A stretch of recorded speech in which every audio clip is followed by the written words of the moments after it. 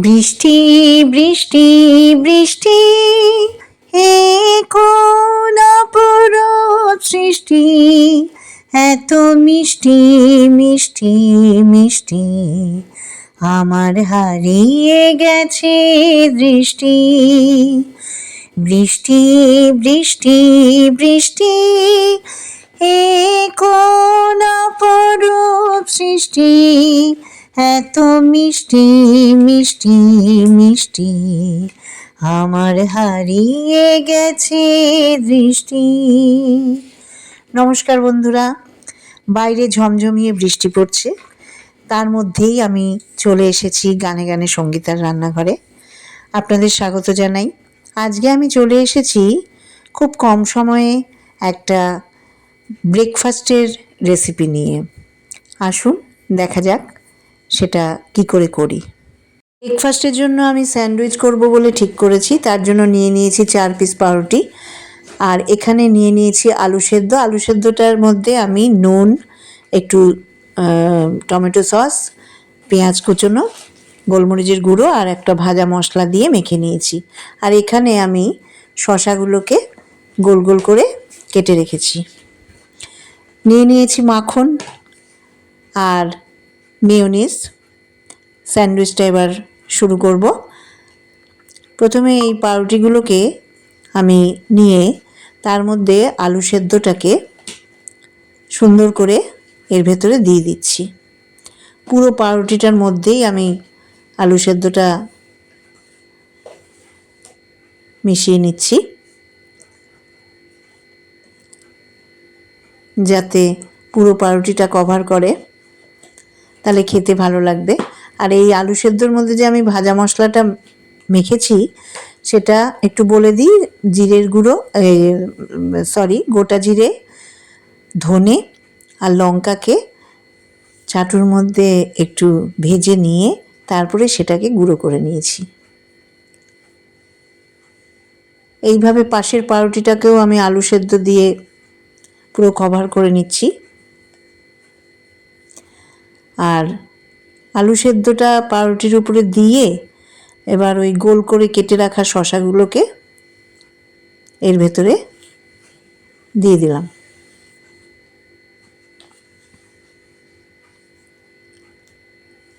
একইভাবে আরেক পিস পাউরুটির মধ্যেও আমি আলু সেদ্ধটা দিয়ে দিচ্ছি।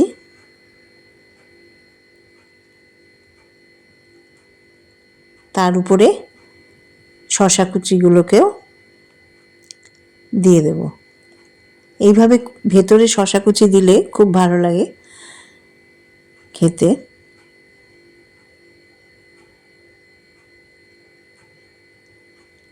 আরও যে 2 পিস পাউরুটি রয়েছে সেই পাউরুটির মধ্যে আমি এবার মেয়োনিজ মাখিয়ে নিচ্ছি। পুরো পাউরুটিটার মধ্যেই আমি একটা চামচের সাহায্যে মেয়োনিজ লাগিয়ে নিচ্ছি।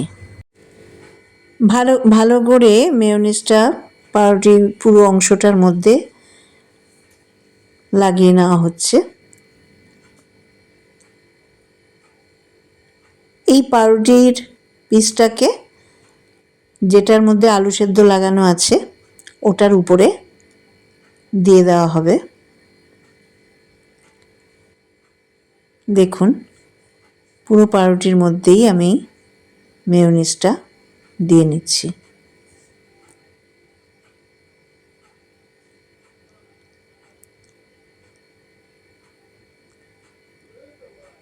পুরো পাউরুটিটার মধ্যে যদি মেয়োনিজটা লাগিয়ে নিই তাহলে খাবার সময় প্রত্যেক অংশের মধ্যেই মেয়োনিজ পাওয়া যাবে। এবার এই পাউরুটিটা দিয়ে আমি শসা লাগানো যে পাউরুটি তার উপরে ঢেকে দিচ্ছি।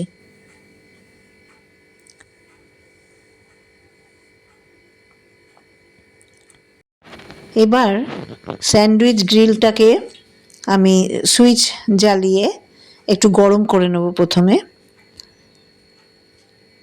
5 মিনিট মতো ওটাকে একটু গরম করে নেব। তারপর একটা ব্রাশের সাহায্যে আমি এর মধ্যে মাখন লাগিয়ে নেব। চারিদিকে দেখুন নিচ পোর্শন এবং ওপরের ঢাকাটার মধ্যেও আমি ব্রাশের সাহায্যে মাখন লাগিয়ে নিলাম। এবার এর মধ্যে আমি পাউরুটিগুলোকে রেখে দিচ্ছি। রেখে দিয়ে ঢাকনাটা আটকে এটা হতে দেব। এটা হতে 2 থেকে 3 মিনিট সময় লাগবে। লাল লাইটটা যখন নিভে গিয়ে সবুজ আলোটা জ্বলে উঠবে তখন বুঝতে পারা যাবে যে এটা হয়ে গেছে। আপনারা যদি আরেকটু ক্রাঞ্চি করতে চান তাহলে এটা উল্টিয়ে দিয়ে আবার 2 থেকে 3 মিনিট বা 1 মিনিট রাখলেই হয়ে যাবে। তার উপর পোর্শনে এবার একটু মাখন লাগিয়ে নিলাম।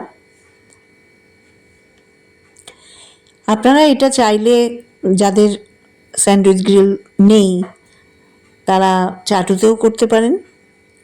সেক্ষেত্রে চাটুর মধ্যে মাখন লাগিয়ে নেবেন। এবার আমি ঢেকে দিলাম। ঢেকে দিয়ে 1 মিনিটের মতো আমি করে নিলাম। প্রিপারেশনটা হয়েই গেছে। এটা এত সুন্দর খেতে লাগবে, বাচ্চাদেরকে টিফিনেও দিতে পারেন। আর এটা খুব যেমনি হেলদি তেমনি টেস্টি। বাচ্চারা খুব আনন্দ সহকারে এটা টিফিনে খাবে। বাড়িতেও খেতে পারেন, বড়রাও খেতে পারে। আর খুব পেট ভরা ব্রেকফাস্ট। দুটো খেলেই পেট খুব ভালো ভরে যায়।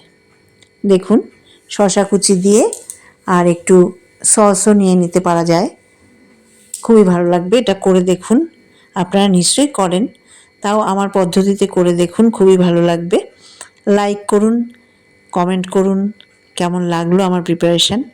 আর চ্যানেলটা সাবস্ক্রাইব করার অনুরোধ তো প্রত্যেক সপ্তাহেই রাখি। এর পরের সপ্তাহে চলে আসবো আরেকটা নতুন রেসিপি নিয়ে। প্লিজ আমাকে কমেন্টে জানান আর বেল আইকনটা প্রেস করবেন প্লিজ।